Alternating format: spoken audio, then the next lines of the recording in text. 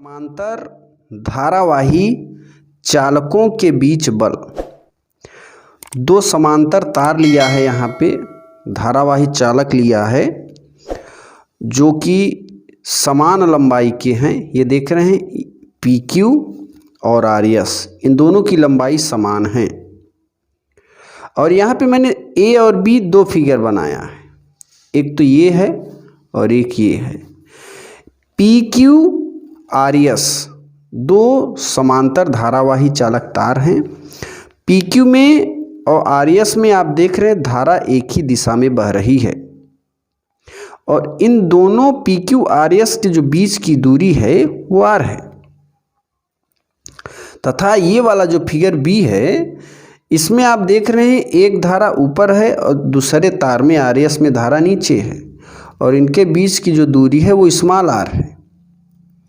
जब दोनों तारों में एक ही दिशा में धारा फ्लो होती है तो उनके बीच आकर्षण बल लगेगा। फिर से समझिए, जब दो तारों में धारा एक ही दिशा में फ्लो करेगी तो उनके बीच आकर्षण बल लगेगा और जब दोनों तारों के बीच एक दूसरे में विपरीत दिशा में धारा फ्लो करेगी तो उनमें प्रतिकर्षण बल लगेगा। ठीक है, तो यहाँ पर इसमें आकर्षण बल लगेगा और इसमें आकर्षण लगेगा, इसमें प्रतिकर्षण लगेगा। मान लेते हैं कि अगर हम PQ तार में I1 धारा फ्लो कराएंगे तो इस तार के कारण इस यहाँ पर स्मॉल r दूरी पर एक विद्युत क्षेत्र, चुंबकीय क्षेत्र उत्पन्न होगा। अब विद्युत क्षेत्र के कारण ही चुंबकीय क्षेत्र उत्पन्न होता है, तो I1 के कारण स्मॉल r दूरी पर विद्युत क्षेत्र, चुंबकीय क्षेत्र V1 उत्पन्न हो रहा है। और जब इसमें फ्लो कराओगे I2 धारा तो इस I2 के कारण यहाँ पर इस तार में चुंबकीय क्षेत्र V2 उत्पन्न होता है। ठीक है, अब यहाँ पे जरा समझते हैं कि जो भी मैंने बताया उसको यहाँ पे मैंने लिखा हुआ है। माना PQ तथा RS दो धारावाही चालक हैं, प्रत्येक की लंबाई L है। सीधी बात है, दिख रहा है आपको, प्रत्येक की लंबाई L है। ठीक है, तारों में या चालक में बहने वाली धारा I1 तथा I2 है। जो धारा बह रही है दोनों चालकों में, पहले चालक में मैंने I धारा फ्लो कराया और दूसरे चालक में I2 धारा फ्लो कराया। चित्र A में धाराएं एक ही दिशा में हैं, किंतु चित्र B में धाराएं विपरीत दिशा में हैं। जब चालकों में एक ही दिशा में धाराएं बहती हैं तब उनके बीच आकर्षण बल लगता है।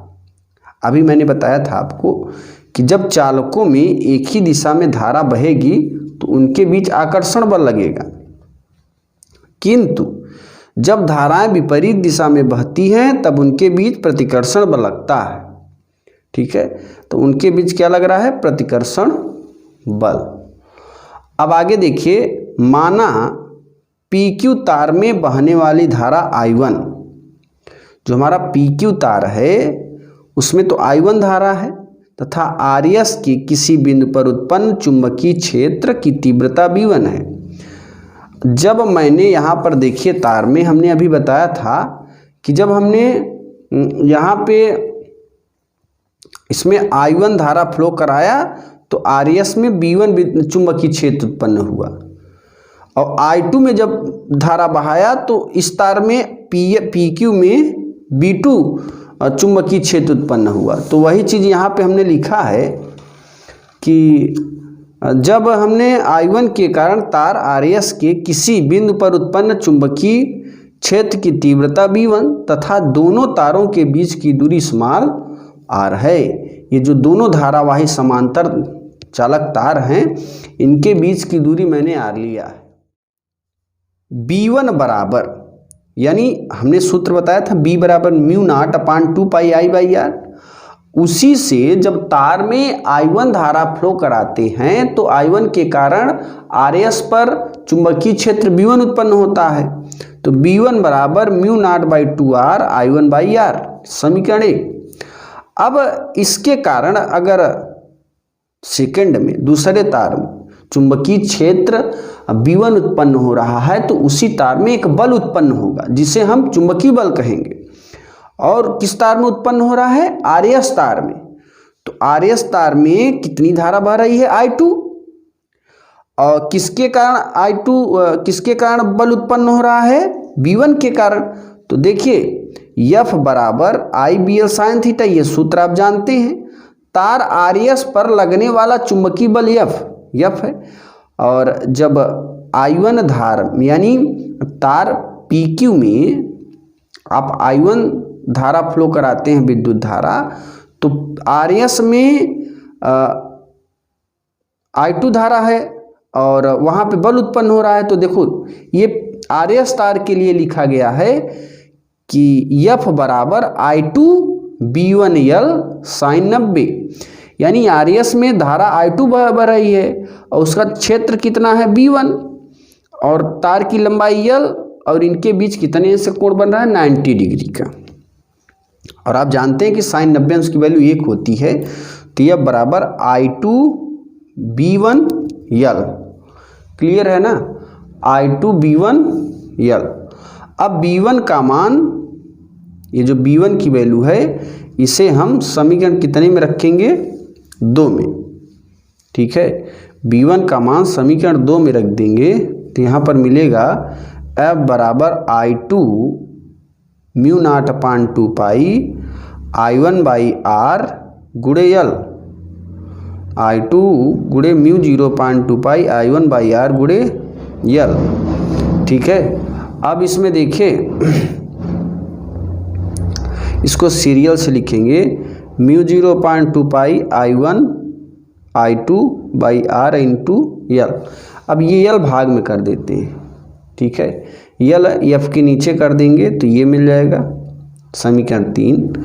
और यदि मान लेते हैं कि दोनों तारों में जो बहने वाली धारा है वो बराबर है, दोनों तारों में बहने वाली धारा I1 I2 बराबर आई समीकरण 3 से, तो यहाँ पर भी आई, यहाँ पर भी आई, और ये रखेंगे F अपान L म्यू नॉट बटे 2 पाई, I में I का गुणा करेंगे I स्क्वायर बाई R। ठीक है, अब ये इतना हो जाएगा। अब इसमें क्या करेंगे, मान लेते हैं दोनों तारों में जो बहने वाली धारा है 1 एम्पियर है और दोनों के बीच की दूरी 1 मीटर है। तब समीकरण 4 से क्या होगा?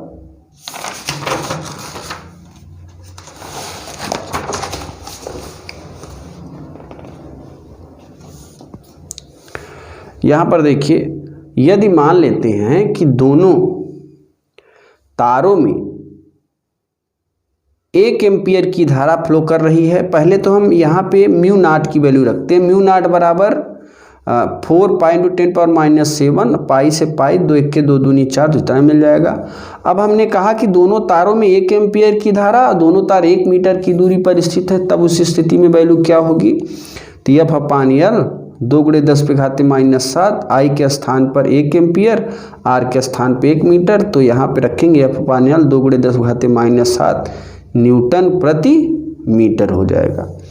ठीक है, तो इस तरीके से ये हमारा फार्मूला मिल जाएगा। F अपान L बराबर 2 गुणे 10 पे घाते -7 न्यूटन प्रति मीटर।